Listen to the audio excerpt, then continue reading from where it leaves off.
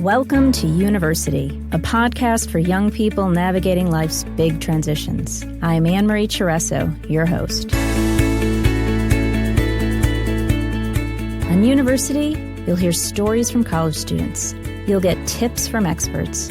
And occasionally, you'll hear from a parent's perspective on how to manage this time of change in your life consciously. Find yourself, find your purpose, find your people, and pursue you fearlessly. Welcome to Recap with Adam and Annmarie. Hey, Adam. Hey, Annmarie. Episode 36. It is episode 36. Mm-hmm.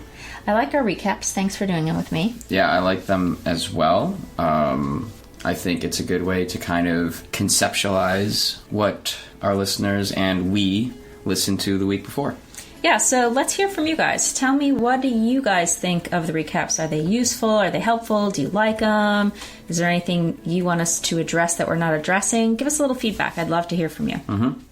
All right, so we're talking about Amanda Elert, who was a really fun edit. I loved her. Yeah, she was a great interview. I like how she touched on some things that we haven't even really touched on in 35 episodes, which is awesome. She's at a pretty traditional part of her college journey, and she's looking for internships, and she's got a couple internships, and she's figuring out what exactly she wants to do in the field that she's in. Yep. So I think there was a lot of useful stuff there for anybody out there that is going to eventually want an internship, or is going through the internship process, or is even looking for a job, because there was a lot of universal messages that could be used for that process. Yeah, and I think getting internships is hard and scary and intimidating, and I remember Robert going through it a little bit this year, trying to find a job, and like, what's the right time of year to start looking for an internship? How do you go about doing it? Like, what are the practical steps? And then this piece about like making connections, right? Using your network to network and get opportunities for yourself. That's a big one. Yeah, I think that's the part where this podcast comes in. The steps to like get there, and who to contact, and how to apply, and what your resume should look like. That's not necessarily what we do, but it's like the emotion that comes with it. It's the mentality that comes with all that I think is where we can really help. Yeah, one of the things that I'm thinking about right now is, depending on the type of personality you have, some of us are avoiders, right? So when we bump up against a challenge or a fear, we avoid doing something. So I know that some students I've talked to, have worked with, or my own kids, like Alyssa and I were talking recently, and she had to create a resume for a job application, and she's like, I don't like, how do I create a resume? I have no idea what I'm doing. And she's actually the type of person who dives in and takes care of stuff, but I'm actually an avoider. Like, if I don't know how to do something, I tend to like back away, run away, put my head in the sand. I do something else. So I'm thinking about all you guys out there, like, what happens to you when you're confronted with doing something that you don't know how to do, and you don't actually know how to get the resources to do it. And you don't want to because of that. Yeah, you don't really want to do it. And like, you have homework too, and you have schoolwork, and and things that you have to do. And then you have plenty of distractions because you're on your own, and you can easily just go, I'm going to play video games with my roommate or the person across the hall, or go on Instagram. I'm going to text my girlfriend, my boyfriend. I'm going to So I think that, especially when you're away at college, there's a lot of easy ways to avoid something that you want to. Yep. And one of my favorite quotes from this episode was, she was good. Like, she really took in a lot. Mm-hmm. She had some great one-liners, and she really listens. That's one of the things I appreciated about Amanda and her college experience so far. She's like really getting in there and getting the full experience. Well, she's learned so quickly from her experiences. Yeah. So like, she just got an internship, and she was able to reflect on the process within a couple months of nailing down an internship and figuring out, like, she was able to be like, you know what, the biggest thing I learned through this past internship was, you know, being comfortable with the uncomfortable. And I know that's where you're going for. The quote, my favorite quote was, and this is a common quote and I use it all the time, but she took it in and she really got it. And it is this idea of being comfortable when you're uncomfortable, being comfortable in your discomfort. And so that's something I really wanted to talk about today, because you and I even talk about this in everyday life. Yes. It's not just in the college application process or the internship or finding networking. A job or that's where networking. She was really uncomfortable with the idea of networking. Yes. But she had to do it. She didn't feel like she deserved to have someone hook her up with something. Like, she wanted to give something back to them. Like, it was... Well, no. She was talking about the woman who she was... I asked her the question. Right. Okay. Do you remember when I think I asked her something like, were you ever worried that you were imposing on woman? Right. And she said yes. She said, yeah. And it was uncomfortable for her to reach out. It felt awkward. And I'm sure many of you are out there thinking, well, they're busy, they don't have time for me, I don't want to interrupt them, you know, all of that stuff. Even I still think about that sometimes when I'm networking with people. And what I said to her was, your mentor, or this woman who was helping you and supporting you, it's actually a gift for them to support you. Like, we actually get something out of it. And I'm sure we've all helped someone in our lives, so we know what it feels like, and we all feel good about it. But the most interesting thing to me was like kind of driving this point home around learning to sit with your discomfort and not let your discomfort get the best of you. Because what can happen is all those things we were talking about, like avoidance is one thing we do when we're uncomfortable. Like being uncomfortable, it's like the anxiety that we talked about on our last recap, right? There's like this, it lives in your body in a really uncomfortable way. It makes us physically uncomfortable. We want to make it go away. So we want to just be comfortable. We want to be comfortable all the time. Yes. And that's obviously not reality, but you can find comfort around a discomfort feeling. So, and what it led to her, and I know you have some skills to talk about, but what I took out of that conversation when she was talking about being comfortable with the uncomfortable. Say that 5 times fast. She said, what it does is it forces you and it brings out authenticity. You eventually just then, okay, I am uncomfortable, and you get with the fact that you are uncomfortable, and you become comfortable with that. You become familiar with that. You become one with your uncomfort, and then you become authentic with whoever you're communicating with, and then that's where the fit comes in with an internship, a job. People relate to you when you're being honest and vulnerable. And also, so there's a couple of things I want to say about that. Yeah, I jumped ahead to the end in my mind, but I went, so then you become uncomfortable, you become comfortable with the uncomfortable, and then you get authentic. Now, how do authentic. You get there? Okay, so that's authentic. First of all, noticing that you're uncomfortable and not ignoring it or avoiding it, just being with it. I want to point this out to you guys. It doesn't make you feel any less discomfort. Right. You're still going to feel the discomfort, but what you're doing is you're being with it honestly. So you're just going, wow, I'm really uncomfortable. Even if it's just like going on in your head, right? Right now, we're not saying it out loud. We're just noticing in our minds, there's a lot of discomfort here right now. Whoa, there's like dis-ease in the body. I'm feeling anxious. I'm patting my leg. I'm biting my nails. Like whatever's going on, my stomach is churning.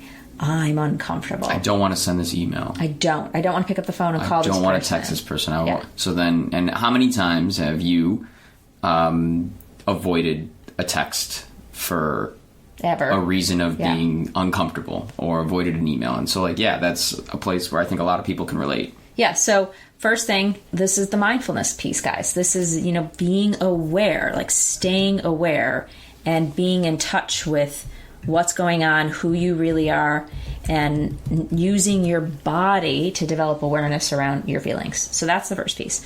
The second piece is like noticing, like, what is it that I want to do right now as a result of my discomfort? Am I wanting to drink? Am I wanting to eat? Am I wanting to shop? Am I wanting to text? Am I wanting to go for a run? Am I wanting to do something to avoid, ignore, not pay attention to, not tend to my discomfort, right?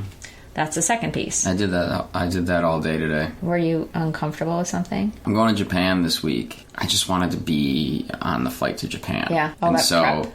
like, there's things that I had on my docket today that I took care of, but not all of them. Because I just, like, one of them was like, this is going to be, like, a sit there, get intense type project that I'm feeling, like, uncomfortable starting right now. Yeah. And so I noticed I checked my personal email more than I, like, Yeah. so what did As I a do? distraction. What did I do in that moment? I went to my personal email and Yeah. I went to text. Yeah. I did those two things. So that's going to happen. And what I want to say about that is it's fine. But what we're asking, what we're inviting you guys to do is notice your tendencies. Notice what you're doing. So you're just aware, like, oh, I mean, I would love to just be aware, but I feel kind of guilty about it and I feel bad about it. I feel like I wasted time. Great. So then you're aware that you did what you did. You didn't do it unconsciously. You noticed, you're revealing it to me now. So it means you know you did it. Yes. And then you're noticing that you have guilt. Yes. Which is really, you're just judging yourself. Yes. Because you think you should have done something and different. And then I want other people to make my guilt go away. Right. So then what I'll do is I'll connect with people. I'll use my vulnerability as a tool to make myself feel better for other people to pat me down and say I'm all good. Yeah. So that we do all that That's stuff. what I do. Okay, so that's what I do. I have to have I have to have a conversation with someone that I don't want to have. And it's like churning in my stomach and like I'm just really physically uncomfortable about it. And I'm avoiding it at every turn. Is it with me? No, it's not with you. Let's have that conversation now. It's totally not with you. Because if it's with me, I just want to do that. No, it's not with you this time. Often it is. Yeah. So, yeah, but I don't think you get uncomfortable around that. No. There's few things few conversations that make me uncomfortable. With me. With anyone. Yeah, with anyone, right. I'm pretty good at revealing. So that's... So being comfortable with just the means uncomfortable, so the steps are what? Notice. Notice I'm uncomfortable. Notice I'm uncomfortable. Okay. And notice what you want to do or you are doing and allow yourself to do it without judging yourself. Okay. That's mindfulness. Mindfulness is noticing what's occurring in the current moment, non-judgmentally. Yeah.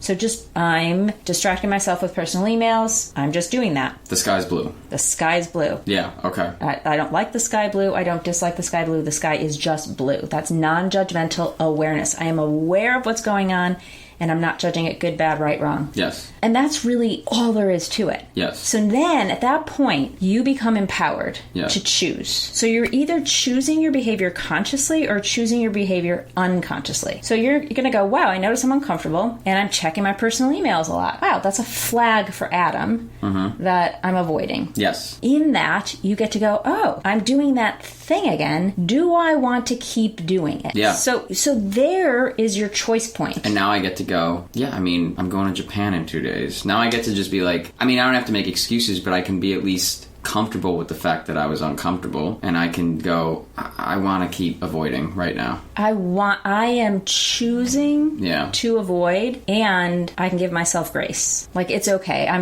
So then, when does it become a slippery slope? Here's the deal. What Amanda talks about is she pushed herself through, right? She noticed she was uncomfortable. Yeah. And she's like, yeah, but I gotta do this thing. Mm-hmm. And in her case, her desired outcome outweighed her discomfort. Mm-hmm. Like, I really want the goodies that I'm gonna get if I do this thing that I'm feeling uncomfortable around doing. Mm-hmm. So that is motivating me. My motivation, my desire to have that potential outcome is greater than avoiding or sitting in this discomfort. That feels like a compromise, or it feels like I don't know, is that it's a choice. It's a choice. It's a choice. It's saying... It feels like a negotiation, which I know is not like the greatest place to make a decision It's a choice. It's saying, do I want to gain 5 pounds and eat this pizza? Or do I want to resist sitting with all my friends while they're eating this great pizza? This is going on in my house tonight, so this is just why I'm talking about it. What's going on? They're ordering pizza tonight, and this is a great example. I can sit there. You can totally sit there because your desire to be fit and healthy is greater than the discomfort of sitting and resisting the pizza. Okay, so we can do an exact example of me consciously making this decision yesterday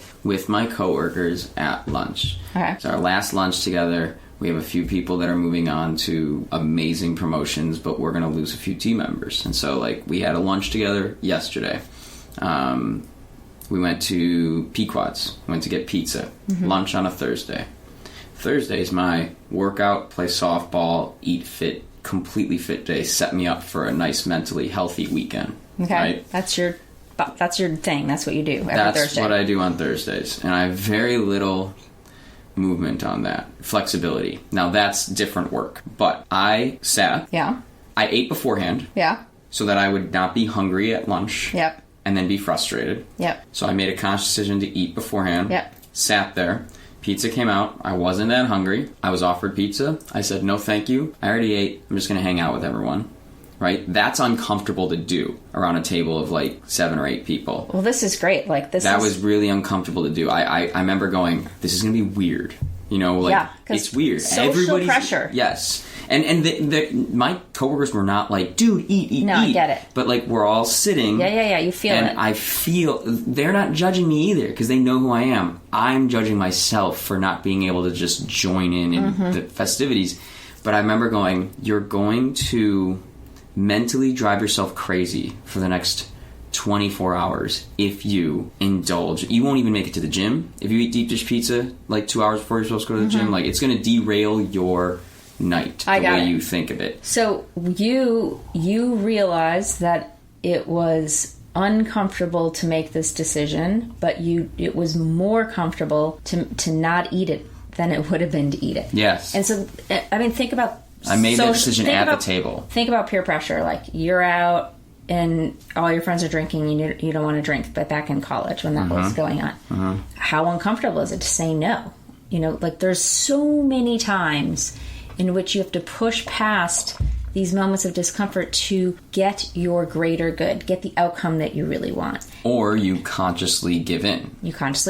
Knowing where you are. So like I don't know. That is so then okay, you're sitting there and you have to send an email, you have to reach out to someone, you have to ask someone for a favor, basically. The networking and that's thing, the comfort part. The networking thing was a big deal for Amanda because this is that time, right? You're a junior, senior in college, you're starting to you want to start making connections so you can work in the field. And this is the other thing I want to nod to Amanda is she's really sticking to her guns. Like, she wants to pursue a career in sports as a woman, and she's in a major where she doesn't really have a lot of people that like she actually connects to on a personal level. Right. She doesn't have, she's alone. She talked about how she felt like she's kind of on an island in her major. Yep. She didn't have anyone to like bounce off ideas. She doesn't even have anyone that she can go to and just go, God, that test sucked. Yeah. Like, she wants to say that sentence. Like, she's noticing that it's hard to even connect that way, but she's really determined on this, like, that's all uncomfortable. Right. All of that's uncomfortable, and yet she's sticking with it. So what I'm seeing in her is this, like, determination. Like, she has a vision, and her vision is greater than the discomfort. And so that's what's pushing her forward. Yes. She's like, all right, all I have to do is bite the bullet and make this phone call, make this connection, reach out to this person. I'm going to do it because I want. Okay, so then how do they do that? So, like, for me, whenever I've gotten to that point, she's right. You reach down and find your authentic self and bring that out. Because when your back's against the wall in that way, you come out as 100% Adam. That's who I am. Yes, I like this. Reveal versus conceal to deal. I'm going to say that quote one more time. Reveal versus conceal to deal. So to deal with the discomfort, we're inviting our listeners to reveal your authentic feelings rather than conceal them or hide them in order to deal with the discomfort, with the uncomfortable or the discomfort. So what that means is, I think she said, I might be forgetting, I haven't listened to her in a couple of weeks. But I think she said somewhere where she was about to do an interview or she was in a conversation with someone and she noticed she was nervous. And then she just said that thing like, wow, I'm feeling really nervous. Did she say something like that? She honored herself being nervous, whether it was out loud or to herself. Yeah. She just knew that she was nervous. She revealed it. Yeah, there was something about that. So that triggered the thought in me. There's this, if we create relationships with others, like an anxiety buddy or a reveal buddy or someone we share our authentic feelings with, as an invitation to reveal yourself, the minute you do that, you diminish the feeling of stress by a lot. Because it takes... This is one thing. It opens the space between you two to do that. Yes. So you become authentic, first of all. You're modeling authenticity. You're being authentic. People see you. People accept you. People relate to you. There's a whole million reasons why being authentic and true and honest is so powerful. But what I want to say on the opposite side of that is it requires a lot of energy, mental and physical energy, to push down or conceal your feelings and emotions. Yes. It's actually a lot more work to do that. It's a lot of work. So it's draining. It's robbing you of your creative energy, of your intellectual energy, of all of this great energy that you have. Because it's coming out as like a wrapped, really finely, nicely wrapped present that you worked hours on instead of just like, here's what I got you. It's just, you're pushing things down. Imagine like taking a giant, one of those giant rubber balls or... just something really big. Something really big, but like a big ball, and then trying to hold it under a pool. Oh, I got you. So like you're holding it. On, that's all the effort, right? Yeah. And then if you just let it go, it just kind of bounces up. So that's what you want to do. You want to maximize your energy. Oh, yeah. And if you're using your energy to conceal the truth, I'm stressed, I'm uncomfortable, you're going to distract yourself from all your gifts. And that is a reason to do it personally within. For sure, for yourself. There's a reason that is also, it's going to come back in a very, very positive way, I would say. It usually does. Right? Yep. Now, the example I'll use for that is, there's this comedian that I used to listen to a lot, Louis C.K. He quoted George Carlin once. George Carlin's one of the most famous comedians of all time. Love him. George Carlin would hold himself to this.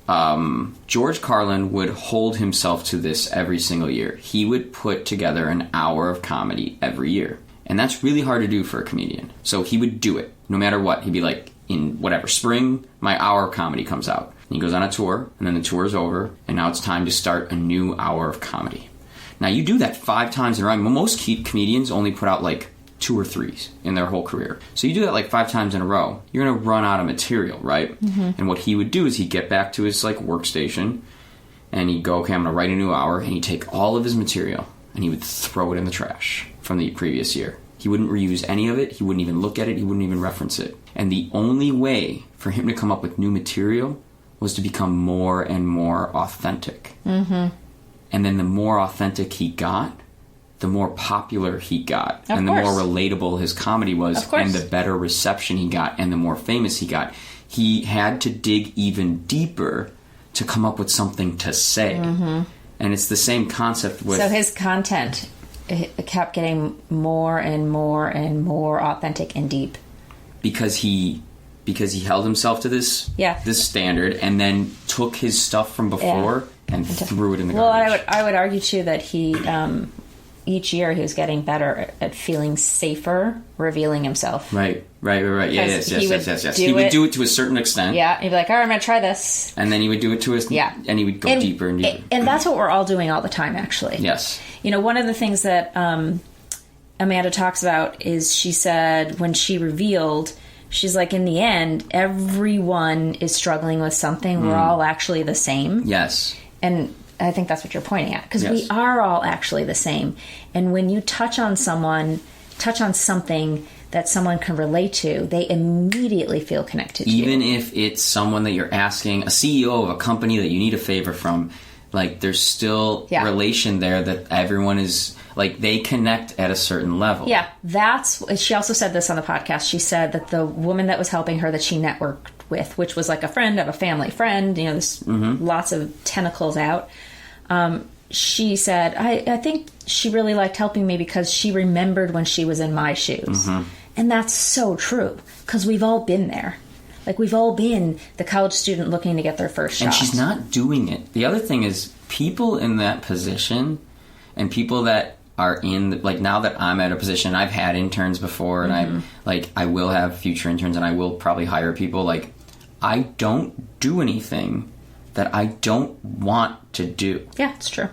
You don't have time. You don't have time anymore. I don't have time to. I don't go, you know, I am spread thin, but this person needs me to do something for them and take them on as an intern for an entire summer, and I'm going to do that. No, like, I help them as much as I'm capable and willing, and how, like, also it's like, it helps me in some way too. Yeah, you feel good.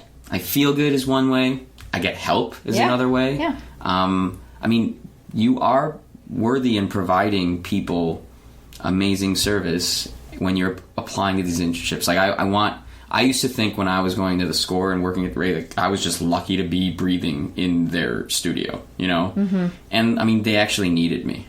Yeah. You know?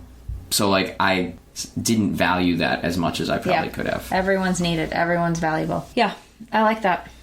So wrap it up for them. I want to give one, like, tangible exercise. Yes. All right, yeah, that's what I want. I call it name it. So we've talked about a few on this episode, but the one I'm going to close with is name it to tame it. So I like these little rhymey things. You do. Name it to tame it. So this means just noticing, like we talked about a minute ago, like noticing, ooh, I'm feeling scared, or I'm feeling sad, or whatever you're feeling. I'm feeling scared. So, and then saying it either out loud to a friend, if you have a buddy that you're having like a learning partner, someone who's willing to be your buddy that you bounce this stuff off with. So just name it. Call them up, text them, say it out loud, go in the bathroom. Hey, I just need to tell you something. Yeah. Dude, I'm just feeling scared. Boom, say it. So name it to tame it, and then accept the feelings. Don't try and argue with them. Don't try and push them away. Don't judge yourself for feeling anxious. Partner too, or whoever you're naming it to, or that they need to also not try and fix you or calm you down or hero you. Right. So they're just there. We can do a whole learning partner call. And then just sharing it. So name it, accept it, and share it. And that's it. That's all it is. Name it, accept it, share it. Name it to tame it. No. Yeah, that's right. Name it to tame it. That's my little game. What was the other one? Reveal. Reveal versus conceal to deal. Okay. I like that. I like that one too. Reveal versus conceal to deal. I remember, a couple of times I've gone to give presentations or give talks, and I'm nervous when I talk in front of large groups. And almost always the first thing I do is reveal what I'm feeling. Wow, I'm kind of nervous up here. Yeah. And everyone chuckles, and then you're good to go. I feel like they actually can see the nerves anyway. Right. You're not fooling anyone. I'm not fooling anyone. Yeah. So I might as well just say, this is what's going on. I mean, that's why I love presenting, because I feel more like myself up there than I do. Some people anywhere. Do. You're really, you that's a skill of yours. I just feel like I'm in I'm myself. All right, so the two practices: reveal versus conceal to deal, and name it to tame it. Tell us how it goes for you and let us know. Bye. Have fun in Japan, Adam. Yeah, I'm going to.